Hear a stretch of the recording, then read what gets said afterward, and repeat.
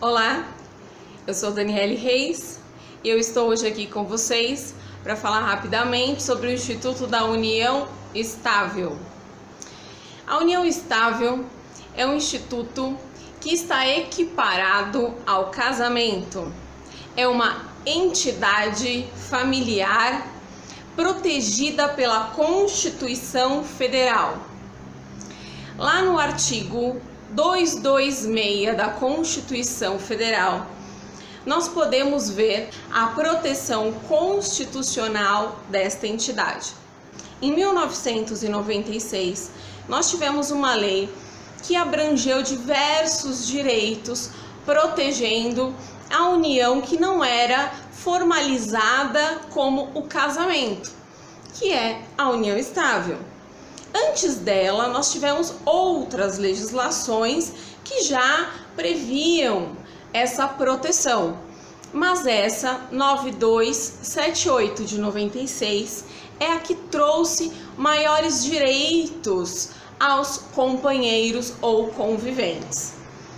E é essa que embasou os direitos dentro do Código Civil aos companheiros.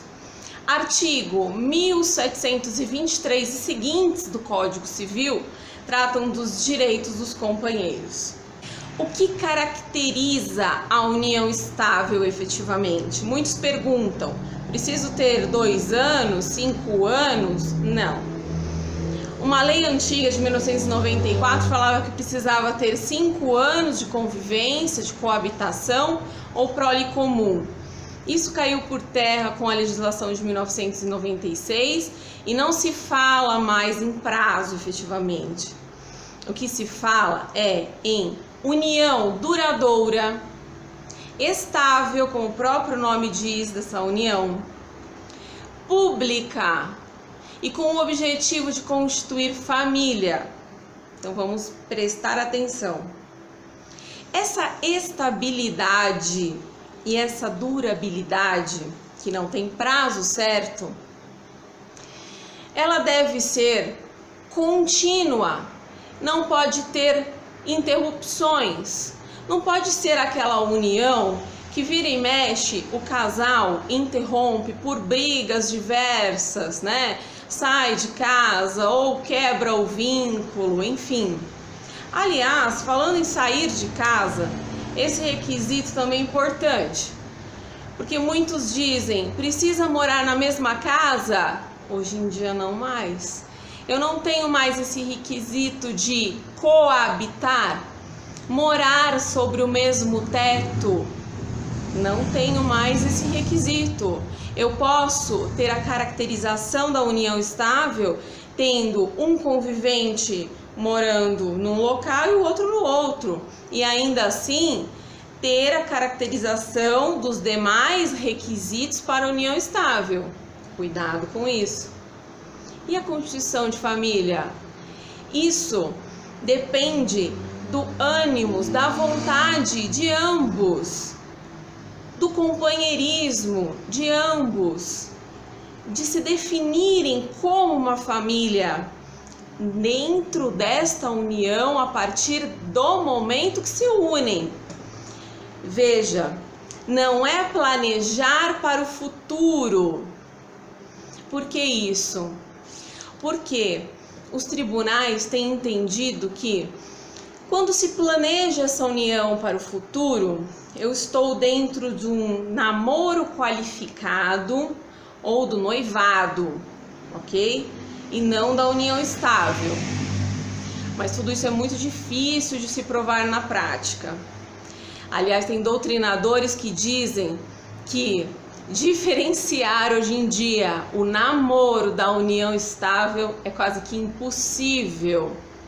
E também por isso, o contrato de namoro, que eu já falei em outro vídeo, vale a pena você verificar, ele tem sido declarado nulo.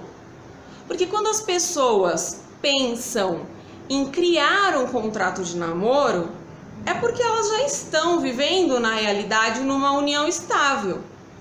Porque se fosse de fato num namoro onde tem um certo distanciamento, não tem porquê pensar em separar os seus bens, em deixar claro que os bens não se misturam.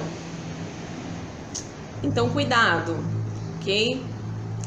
Regime de bens pode ser definido na união estável desde que seja feita uma escritura particular ou pública, um contrato.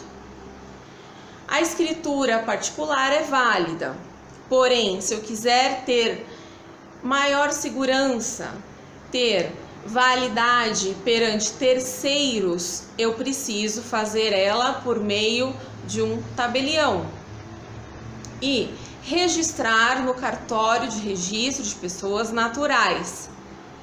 Desta forma, eu modifico o meu estado civil para convivente, que é, inclusive, o que preza atualmente o Código de Processo Civil, no seu artigo 319.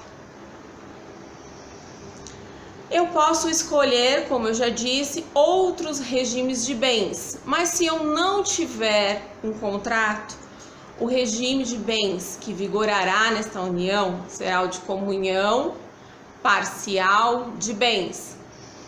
O que estes conviventes possuírem antes dessa união não se comunicam na vigência da união, ok? Possuem consequências como direito a alimentos entre os conviventes, artigo 1694 do Código Civil, direito à herança a depender do regime de bens. Quando for o regime de bens, de comunhão parcial de bens, que é o mais comum, terá direito o convivente sobrevivente aos bens particulares em concorrência com os descendentes e ascendentes. Isso é redação do 1829 e demais artigos do Código Civil, considerando que o artigo 1790 do Código Civil foi declarado inconstitucional pelo STF em maio de 2018. Além disso, não podemos esquecer que quando nós verificamos lá na Constituição Federal que a união estável se dá entre homem e mulher, não podemos esquecer que também em maio, só que de 2011, o STF equiparou essas uniões para abarcar, pelo princípio da dignidade da pessoa humana, as uniões homoafetivas, ok? Enfim, hoje em dia, para concluir, não temos mais que falar em concubinato.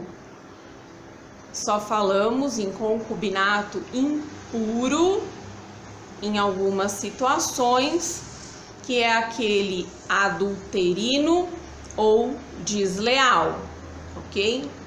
Mas aquele concubinato, especialmente no sentido pejorativo, que se falava antigamente, ele acabou virando a união estável.